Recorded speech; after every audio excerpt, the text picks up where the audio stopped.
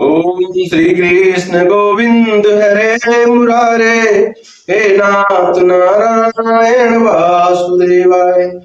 ओम कृष्णाय वासुदेवाय, हरे हे परमात्मने प्रणता क्लेश नाशाय, गोविंदाय नमो नमः।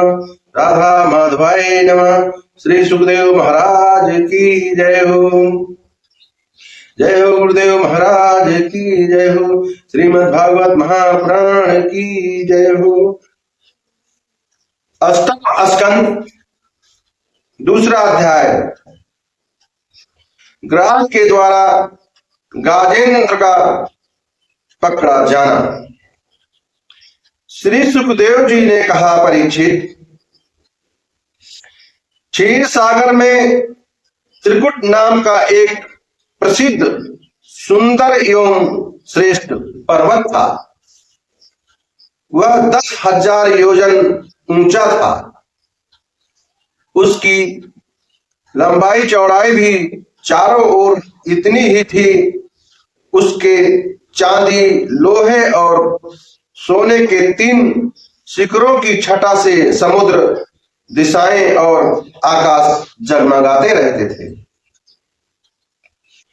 और भी उसके कितने ही शिखर ऐसे थे जो रत्नों और धातुओं की रंग बिरंगी छटा दिखाते हुए सभी दिशाओं को प्रकाशित कर रहे थे। उनमें विविध जाति के वृक्ष, लताएं और झाड़ियां थीं। झरनों की झरझर से वह गुंजायमान होता रहता था। सब ओर से समुद्र की लहरें आकर उस पर्वत के निचले भाग से टकराती। उस समय ऐसा जान पड़ता मानो वे पर्वत राज के पैर पहाड़ रहे हों। उस पर्वत के हरे पन्ने के पत्थरों से वहां की भूमि ऐसी सांवली हो गई थी जैसे उस पर हरी भरी दूब लग रही हो। उसकी कंदराओं में सिद्ध, चारण, गंधर्व, विद्याधर, नाग, किन्नर और अप्सराएं आग विहार करने के लिए प्राय बने ही रहते थे। जब उनके संगीत की ध्वनि चट्टानों से टकराकर गुफाओं में प्रतिध्वनित होने लगती थी, तब बड़े बड़े गर्वीले सिंह उसे दूसरे सिंह की ध्वनि समझकर सह न पाते और अपनी गर्जना से उसे दबा देने के लिए और जोर से गरजने लगते थे। उस पर्वत की तलहटी तरह तरह के जंगली जानवरों के झुंडों से सुशोभित रहती थी। अनेकों प्रकार के वृक्षों से भरे हुए देवताओं के उद्यान में सुंदर सुंदर पक्षी मधुर कंठ से चहकते रहते थे। उस पर बहुत सी नदियां और सरोवर भी थे। उनका जल बड़ा निर्मल था। उनके कुलीन व मणियों की बालू चमकती रहती थी। उनमें देवांगनाएं स्नान करती थीं, जिससे उनका जल अत्यंत सुगंधित हो जाता था। उसकी सुरभि लेकर भीनी भीनी वायु चलती रहती थी। उसका नाम था ऋतुमान।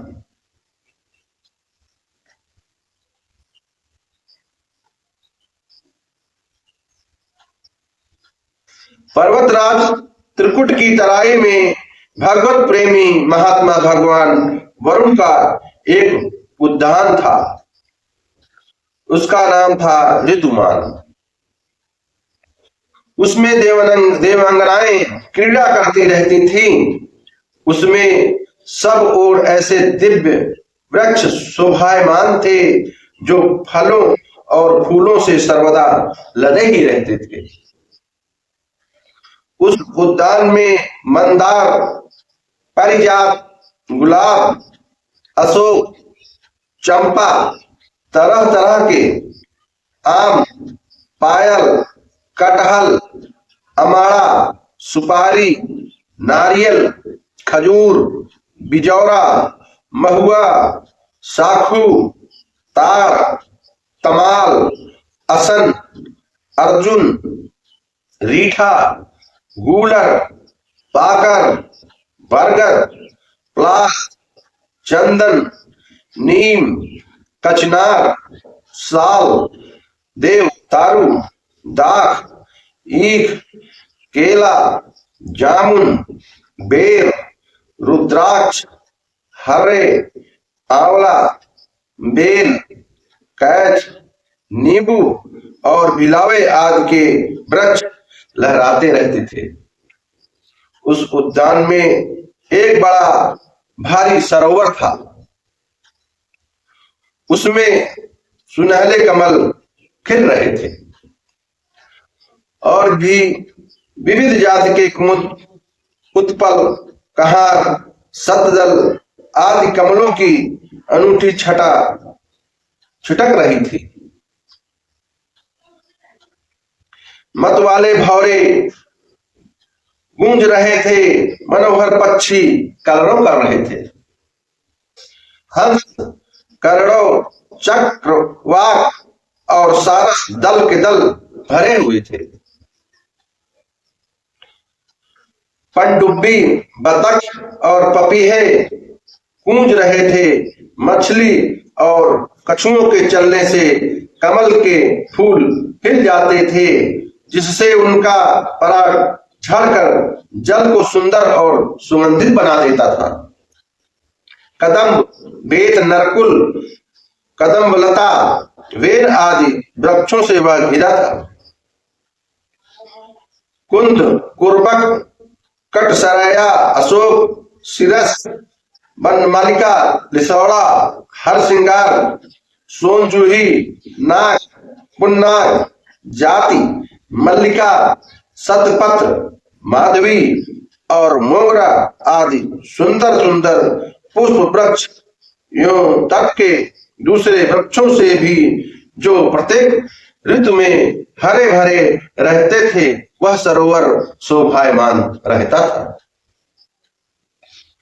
उस पर्वत के घोर जंगल में बहुत सी हथनियों के साथ एक गजेंद्र निवास करता था। वह बड़े बड़े शक्तिशाली हाथियों का सरदार था। एक दिन वह उसी पर्वत पर अपनी हथनियों के साथ कांटे वाले कीचक, बांस, वेत, बड़ी बड़ी झाड़ियों और पेड़ों को रौंदता हुआ घूम रहा था। उसकी गंध मात्र से सिंह, हाथी, भाग, गैंडे आदि हिंसक जंतु, नाम तथा काले गोरे सर्प तथा चमरी गाय आदि डरकर भाग जाया करते थे। और उसकी कृपा से भेड़िए, सुअर, भैंसे, रीछ, शल्य, लंगूर तथा कुत्ते, बंदर, हरिण और खरगोश आदि क्षुद्र जीव सब कहीं निर्भय विचरते रहते थे। उसके पीछे पीछे हाथियों के छोटे छोटे बच्चे दौड़ रहे थे। बड़े बड़े हाथी और हथनियां भी उसे घेरे हुए चल रहे थे। उसकी धमक से पहाड़ एक बारगी कांप उठता था। उसके गढ़ स्थल से टपकते हुए मद का पान करने के लिए साथ साथ भौरे उड़ते जा रहे थे। मद के कारण उसके नेत्र विह्वल हो रहे थे। बड़े जोर की धूप थी, इसलिए वह व्याकुल हो गया और उसे तथा उसके साथियों को प्यास भी सताने लगी।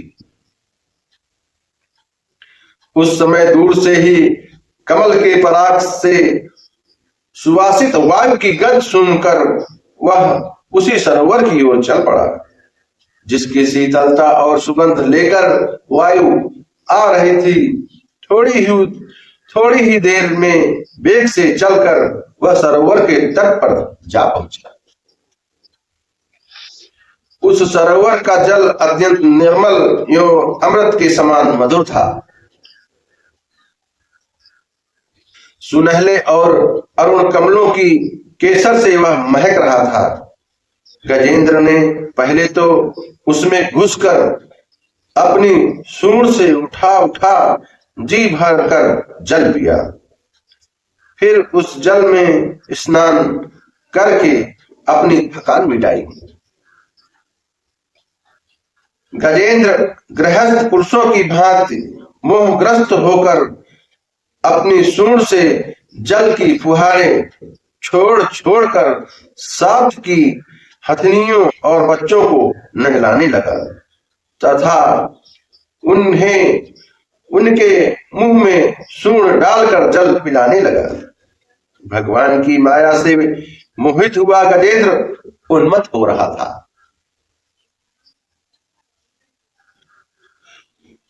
उस बेचारे को इस बात का पता ही न था कि मेरे सिर पर बहुत बड़ी विपत्ति मंडरा रही है।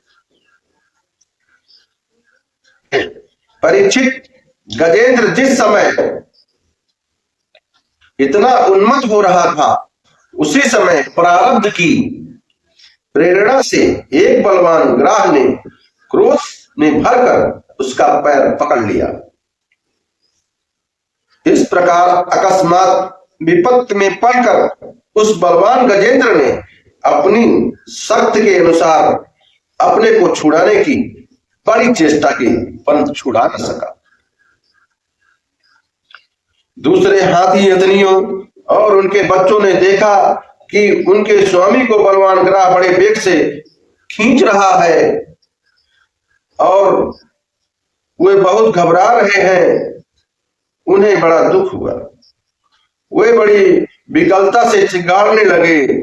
बहुतों ने उसे सहायता पहुंचाकर जल से बाहर निकाल लेना चाहा, परंतु इसमें भी वे असमर्थ ही रहे।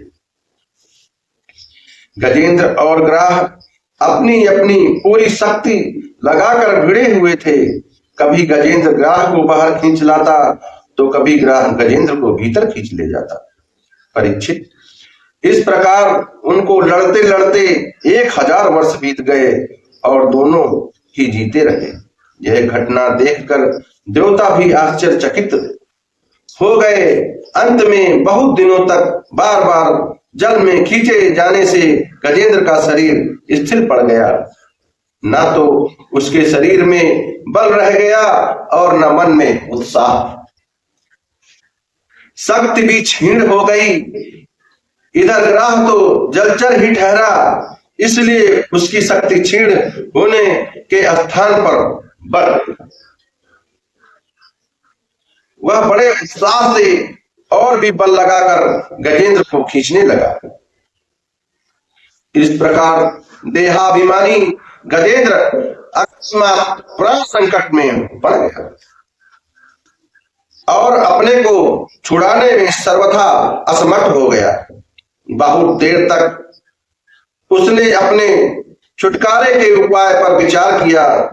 अंत में वह इस निश्चय पर पहुंचा, यह ग्राह विधाता की ही फांसी ही है। इसमें फंस कर मैं आतुर हो रहा हूं। जब मुझे मेरे बराबर के हाथी भी इस विपत्ति से न उबार सके, तब ये बेचारी हथनियां तो छुड़ा ही कैसे सकते हैं। इसलिए अब मैं संपूर्ण विश्व के एकमात्र आश्रय भगवान की शरण लेता हूं। काल बड़ा बली है, यह सांप के समान बड़े प्रचंड वेग से सबको निकल जाने के लिए दौड़ता ही रहता है।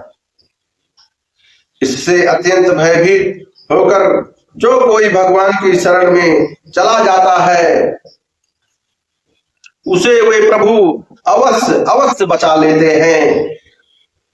उनके भय से भीत होकर मृत भी अपना काम ठीक ठीक पूरा करता है। वही प्रभु सबके आश्रय है, मैं उन्हीं की शरण ग्रहण करता हूं। अष्टम स्कंद, दूसरा अध्याय समाप्त।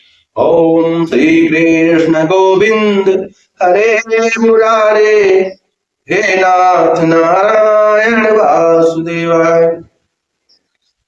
ओम कृष्णाय वासुदेवाय हरे परमात्मने प्रणता क्लेश नाशाय गोविंदाय नमो नमः।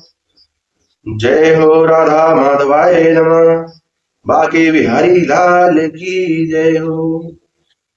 श्री सुखदेव महाराज की जय हो। जय हो गुरुदेव महाराज की जय हो। श्रीमद् भागवत महापुराण की जय हो। जय जय श्री राधे। हरि ओम तत्सत।